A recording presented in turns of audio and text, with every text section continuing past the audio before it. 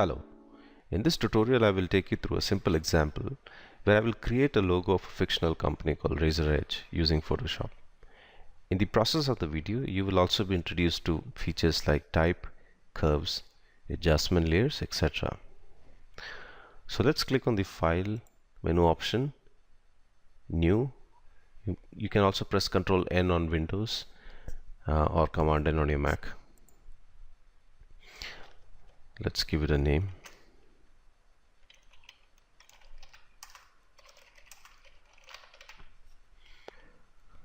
Let's specify the dimensions.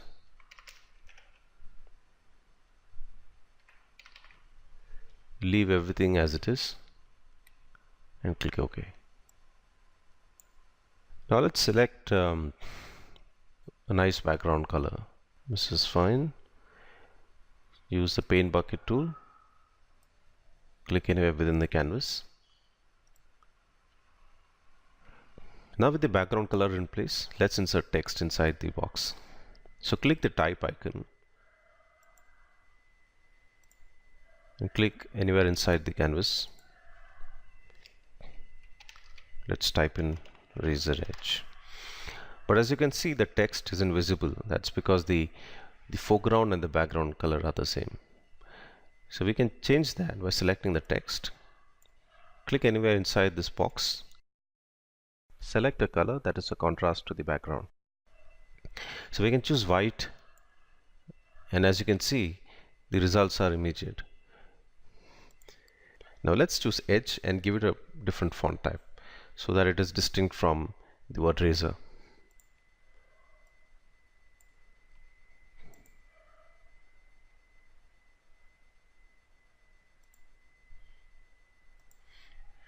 Okay, so that looks good enough. Now let's align it to the center of the screen. But before we do that, we'll need to unlock the background layer. All you need to do is drag this inside the pin and it's unlocked. Now let's select by pressing Ctrl or Command on your Mac and click inside this area. Then you can see these marching ants around the border. Now select the text layer, click the layer option, align layers to selection, horizontal center, click layer again, align layers to selection, vertical center. So it's aligned to the center of the box. What we can now do is maybe shave off a portion of the bottom of the text such that it looks like it's been cut off by a razor. But before we cut off the text, we'll need to rasterize the text layer because right now it's in vector form. So right click, rasterize type, right? And as you can immediately see, now it's in raster form, right? But that also means that you cannot make any change to the text. So there's a solution to that. So let's undo that and create a duplicate layer just in case you want to make any future changes to the text. And let's rasterize the copy. Okay, and let's hide this layer. Now with this layer rasterized, let's cut off a portion of the text. Let's deselect this area, click inside the text layer, choose the selection tool, and press a delete on your keyboard. Let us now darken the background. So we can do that by going to Image, Adjustments, Brightness, Contrast, just about this. Okay. But the problem with this approach is that the change is permanent, or what we call in Photoshop as a destructive change. Now the alternative to that is a very powerful feature of Photoshop called as adjustment layers, where you make changes directly. You don't make changes directly to the layer but to the adjustment layer. So we can do that by clicking this icon here, brightness, contrast, And as you can see, there's a new layer formed on top of the layer, and you can perform all the alterations that you wish inside this. So the changes have been made to the adjustment layer without affecting the underlying layer. And to see that in action, just disable your adjustment layer, and as you can see, the underlying layer has been left as it is.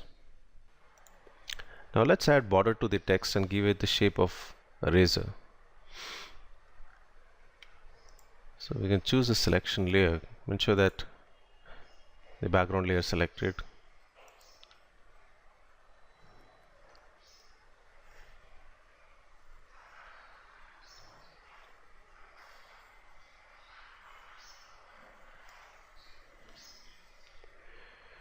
Inverse the selection. Click the select again. Ensure that this option is selected, which is add to selection.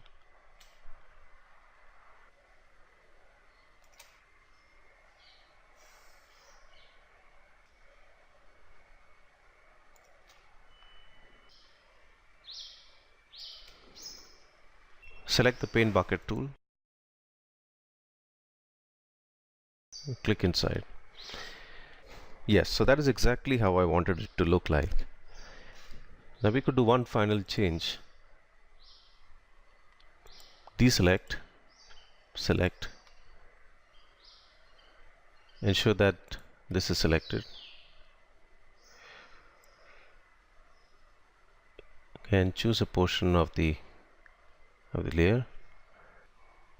Click on the adjustment layer and click on curves. So this is another powerful adjustment layer. Now all you need to do is drag it up a bit so that it's lighter. So I could have used the brightness and contrast adjustment layer to get the same desired effect, but I wanted to introduce you to curves and see how powerful it is. This is good enough. Now basically what it has created is that along with the selection, the part that you see here is called layer mask. So we'll get into that in detail in a future video, but for now the layer has done its job. Finally, we can export the whole thing as a JPEG, GIF or a PNG file. So you can do that by clicking the file menu option again, export, save for web. Now in the older versions of Photoshop, this option was available directly under the file menu option, but for some strange reason it is now under export. And as you can see, it's a legacy feature, which means it's not, or it may probably not be supported in the future. Okay, so click on save for web, and you can then choose the format, JPEG, GIF, PNG. So I will leave it as JPEG. We can then play around with the quality. 80 is fine, but for some reason if you wish to decrease, you can also see the effects on screen and also the changes in size. So if I, let's say, dial it down to maybe 20 or 19, the size is greatly reduced, but so is the quality. So let's leave it at 80.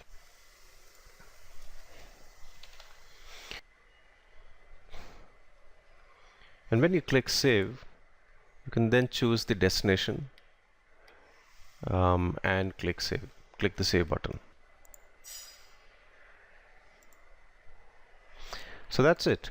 In future videos, I will elaborate on some of the features and principles used in this tutorial in detail. And if you found this video helpful, interesting, or educational, please show your support by subscribing, liking, or leaving your comments below. Now, TechKen is a brand new channel that offers tips and tutorials on topics related to technology and design.